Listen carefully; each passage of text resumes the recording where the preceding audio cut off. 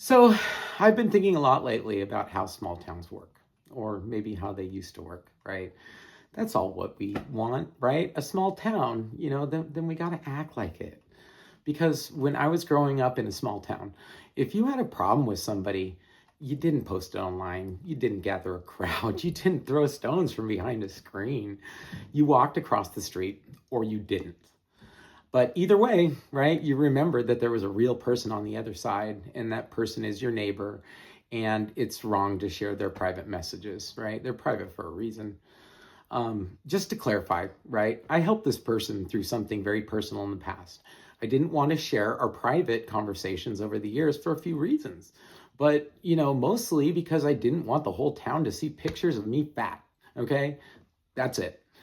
Ask her to show you everything. Embrace yourself to see pictures of me 150 pounds heavier. Okay.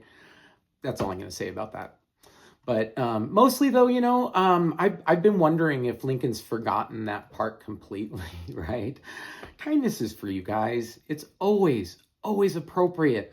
And it's the most powerful thing that you possess. So let me tell you something about local businesses, right?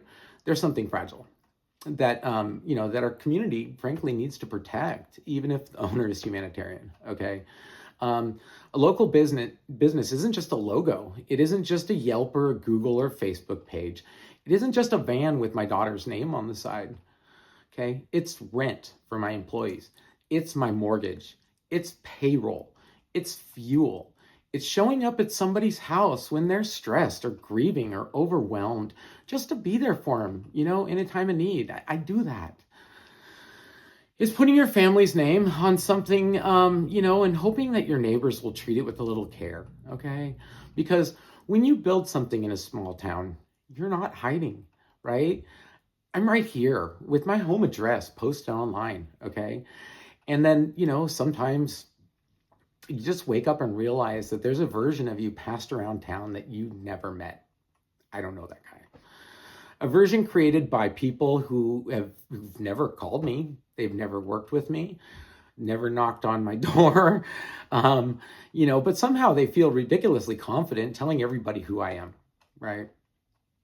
That's a really strange feeling, okay? It's like watching a rumor grow legs and walk away without you, what hurts more than the insults is watching something you built slowly, carefully, honestly get chipped away by people who've never used it, right? 1-star review doesn't just live online. It lives in your head at 2 o'clock in the morning.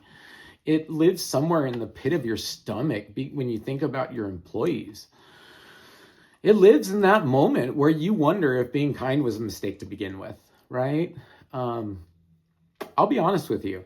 This shook me, okay? Not because I can't take criticism, not because I think I'm perfect, but because it made me question something deeper about Lincoln.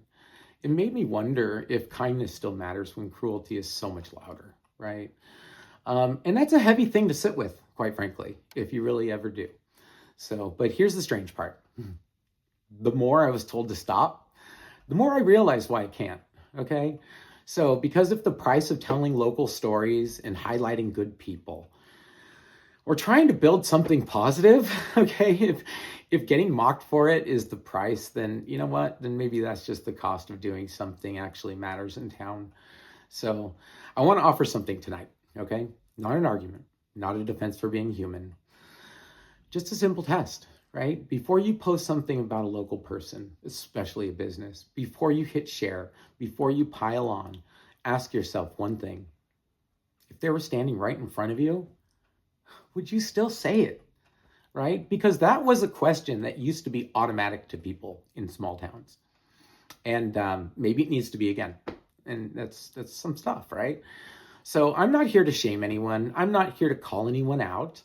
I'm just here to remind us that communities don't survive on gossip. They survive on restraint, on empathy, and sometimes on choosing just not to pile on. So I'm still here.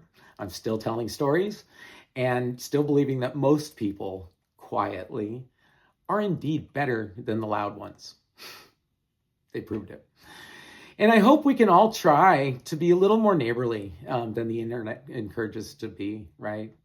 So anyways, I'm Mike Crossfield, right? Proud owner of Katie's Carpet Care, still trying to build a better Lincoln together. Thank you.